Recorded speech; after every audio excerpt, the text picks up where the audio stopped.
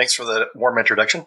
Hello, everyone. I hope everyone's having a great time this week at the conference. It's been a great lineup so far and an honor to be joining. So my name is Phillip Wylie. I'm the lead curriculum developer at Point3 Federal.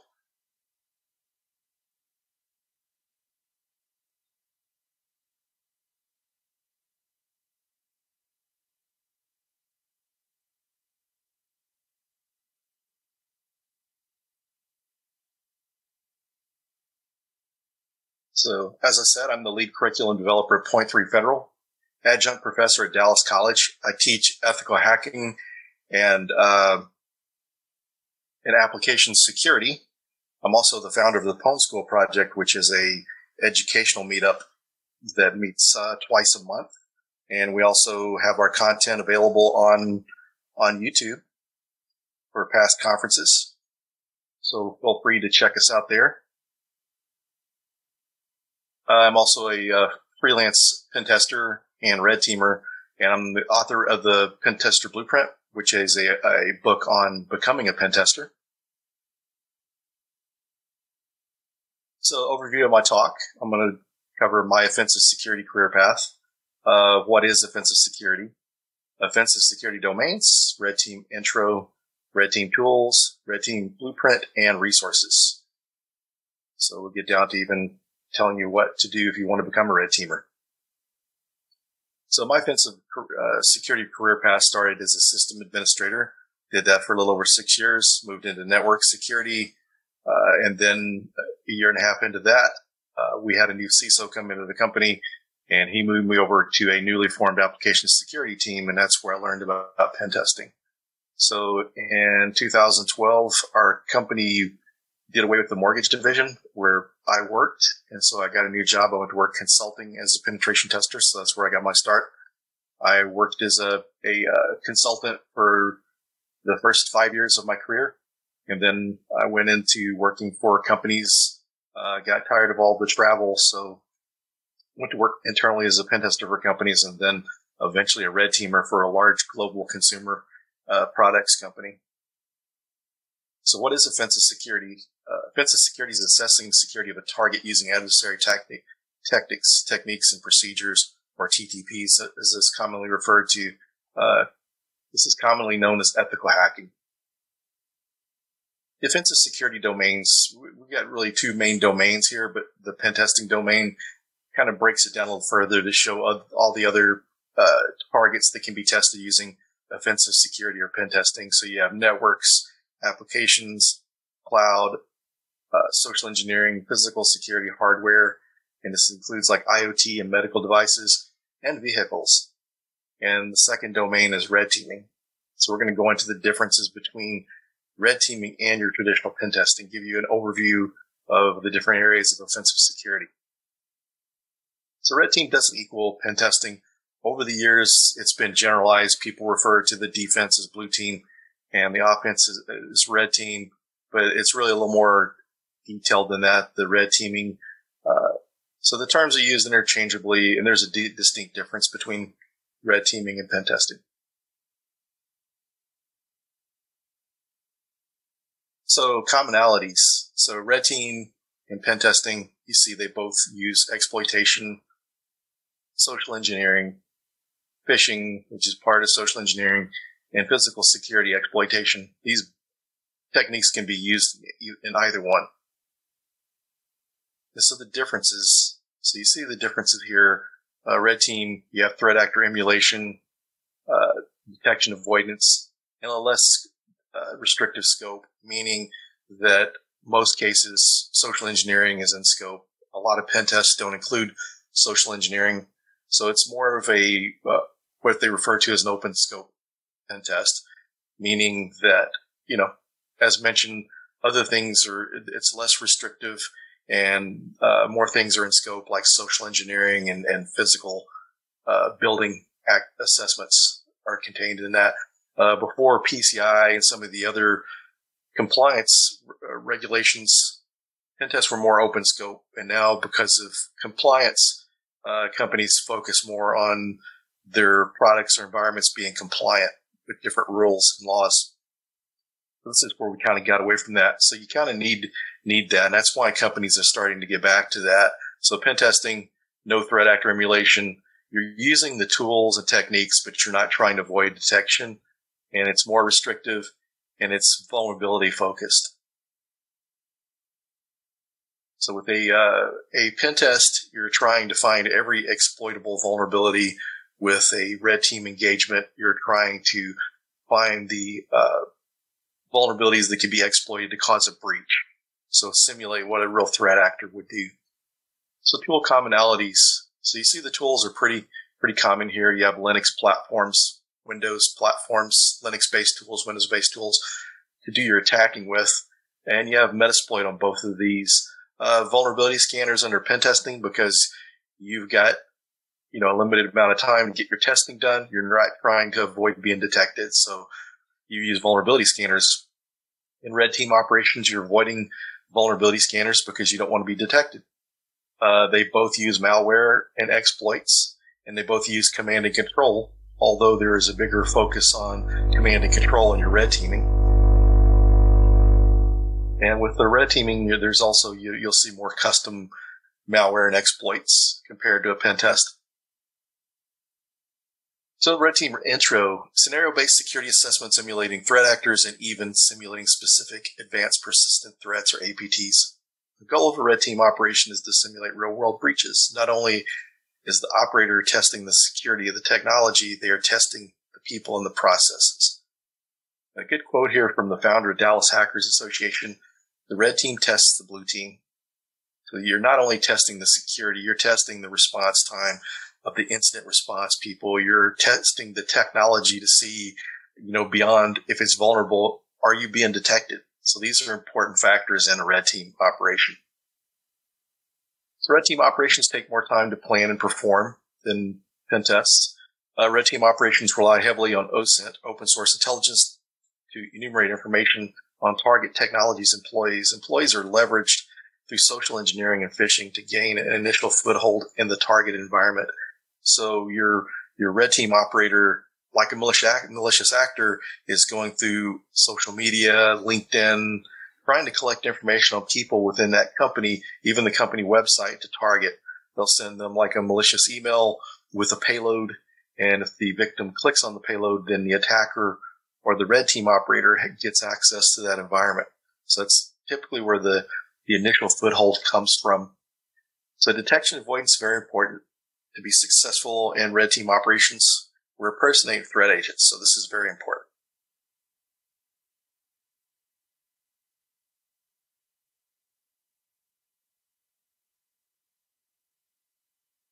So red team operations rely on malware and payloads to gain initial access footholds. Like I mentioned, delivery through email.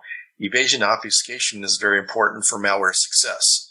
The endpoint protections get more advanced and catch things, so it's up to the red team operator to make sure they're not detected by obfuscating that exploit code in that malware. Command and control is an important tool used to control compromised systems, deliver payloads, elevate privileges, lateral movement, and use for persistence. A prime example is Cobalt Strike. If you're using Cobalt Strike in an environment, I've experienced this where you've installed malware on the target system, and for some reason you have to reboot your system. Some cases you'll connect back. So persistence is kind of good. You don't have to constantly exploit a system. So just like real world attackers, red teamers want to be able to maintain persistence. And planning for red team operations. Planning red team ops can be very detailed and mapped out to specific APTs from the MITRE ATT&CK framework, and using tools like Vector. Vector is a great tool that has listed all the different MITRE APTs that you can map your operation to, and you can actually, once you go through, you map that out and manage your project using Vector. Red team ops can be less complicated and not mapped to specific APTs using common TTPs, so you can use different hacking techniques and tools and procedures and just kind of piece it together different than a specific APT. Sometimes this could be less involved because you're not having to go through mapping out to specific APTs, or it could be more complicated if you're just trying to be creative, trying to use different techniques to get into a network or an environment. So additional benefits, a major benefit of red teaming is testing the people, process, and technology, as we mentioned in previous slides. During the operation, if the activities are not detected, the red team can work with security to tune the security defense systems to detect malicious activity.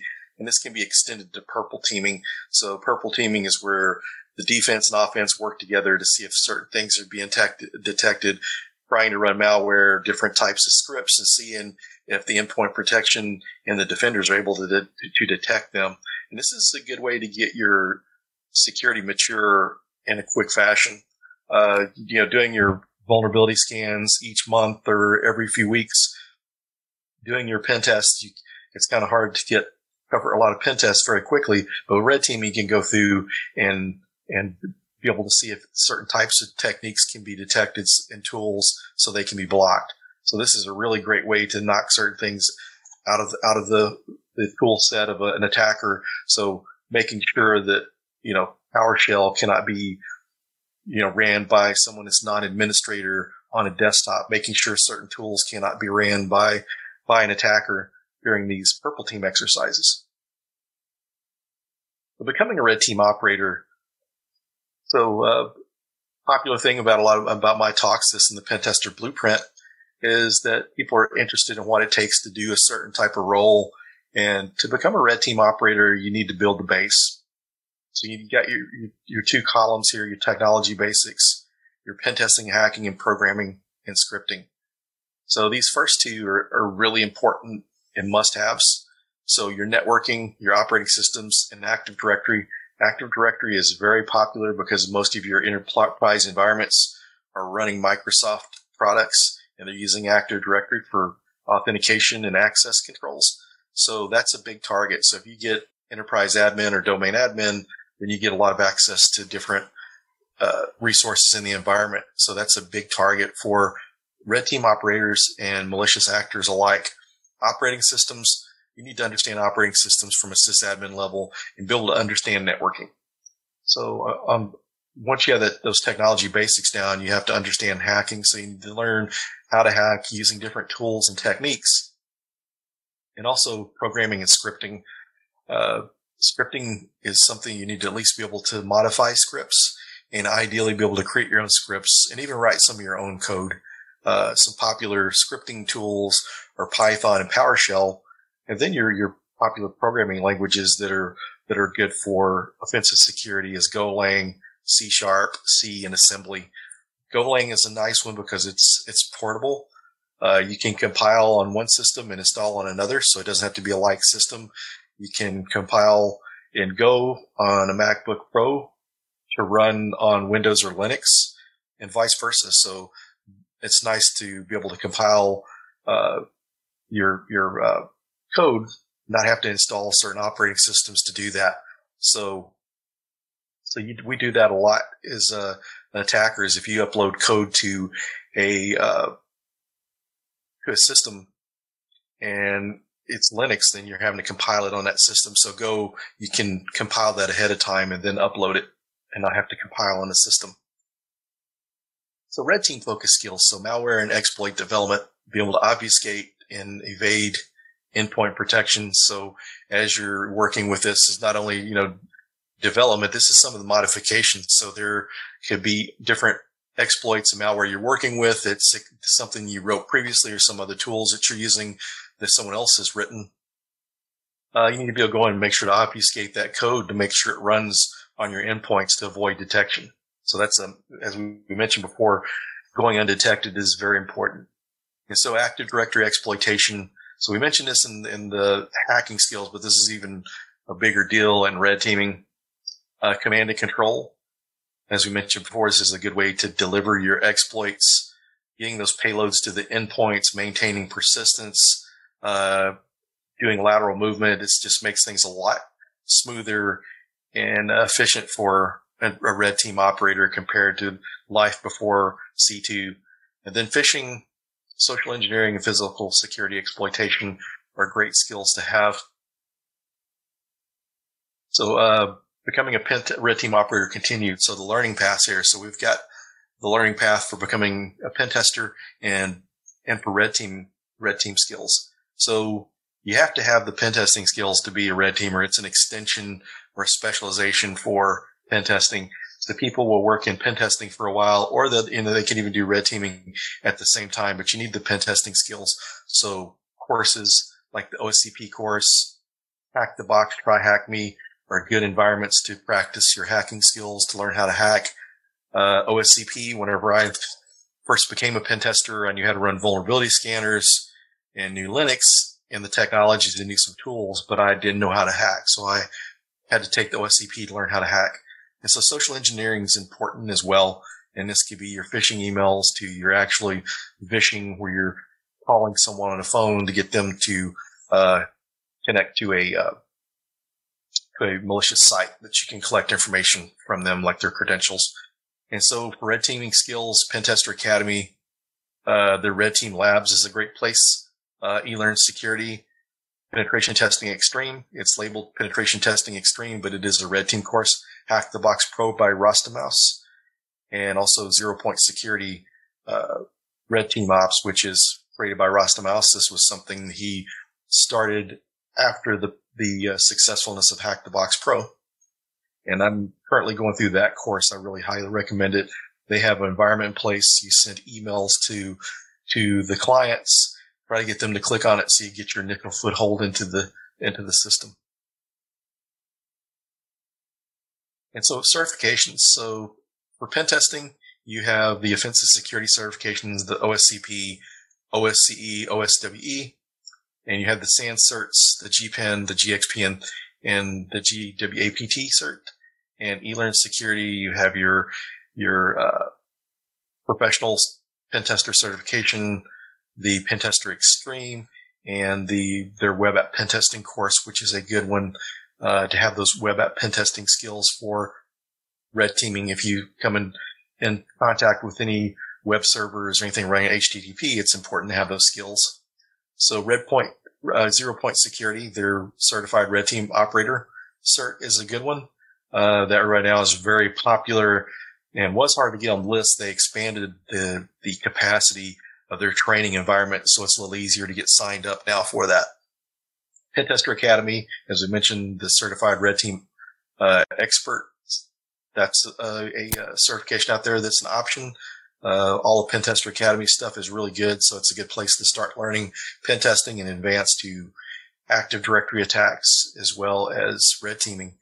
eLearn Security, their certified Penetration Tester Extreme is another certification.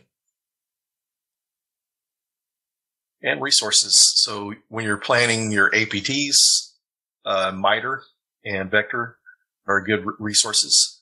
Command and Control, the C2 matrix has a list of different C2s out there. Some examples are Cobalt Strike, Silent Trinity, Empire with the Star Killer, which is the web front end to that, and Damios C2 is a fairly new one. It runs on Go. It was programmed in Go, the language I'd mentioned. Operating systems, Slingshot Linux from SANS. This is made specifically for red team exercises. Then you have Kali Linux, Parrot OS, Commando VM on Windows. These are distributions made for pen testing that can be used for red teaming. Courses: Hack the Box Pro Labs by Rostamouse, Pentester Academy Red Teams Labs, and Institute.Sector7. This is a pretty good course. I've went through their courses. They've got courses on red teaming, malware development, and obfuscation. They're constantly adding new content to it. So it's a really good one to add to some of these other courses that don't cover the malware development. So this is a good way to expand upon that, and it's very affordable. eLearn Security Penetration Testing Extreme, SpectreOps. So these are all courses that are highly recommended. SpectreOps has their training, 40 North, Silent Break Security. These are very well-known companies in consulting in pen testing and red teaming. They have some good courses there. SANS has their red teaming course, and Cobalt Strike has videos and content on how to use their tool, Cobalt Strike. And if you go through the SpectreOps red team training, if you have Cobalt Strike in your environment, you'll learn how to use Cobalt Strike through that class. Resources: here are some blogs. Red Team Journal. It's one of the older ones. It's still out there. It hasn't been updated in a while, but it's really good information on red teaming, and that's a good place to start. Red Team Guide is also a good place to start. It has not only tools and techniques, it shows you how certain documents needed for red team operations and different types of things managing red team operations. That's also part of the threatexpress.com is one of their sister sites that contains similar information by the same authors. Byte Bleeder's blog is a good one. He's the creator of CrackMapExec, which is a hacking tool that's used to pass the hash and do password exploits with. Harm Joy from from SpectropS. He's got a really good blog out there. So does BC Security. They are the maintainers of Empire. They took over PowerShell Empire. PowerShell has gotten to be more detected. So the other creators, or the actual creators, quit supporting it when it went, and then BC Security updated to Python 3. SpectropS blog is good. Rostamaus HotSec, Silent Break Security, 40 North Security, iRed.team is a good one, and VinceAtU.com. And so books, there's not a lot of books out there in subject. There's a lot of pen testing books, but red team specific, it's a little more limited, but I expect that to grow. You have the Red Team Development Operations, a Practical Guide. Joe Vest and James Tuberville are the authors of that. Joe used to work for SpectropS doing red teaming there. And so this is a really great book. It's the Red Team Guide that was mentioned, the website. This is the book, and this is really great information. If you're building a red team, even if you're a manager, this is a good book to build your red team with. And then also hands-on red team tactics. This is a good one. This even goes into details about tools like Cobalt Strike. Then you have the Hacker Playbook 3. This is the red team edition. There's 2 previous editions that are based on pen testing, but this is more red team specific. So if you still need those pen testing skills, then I would start with the Hacker Playbook 2 and then progress to version 3. So that is the end of my talk. I've got my information up here on how you can contact me through Twitter and my email address. So I'm constantly mentoring people, and this is one of the things that I like to do in my spare time. So just feel free to hit me up on Discord, and I can answer any of your questions.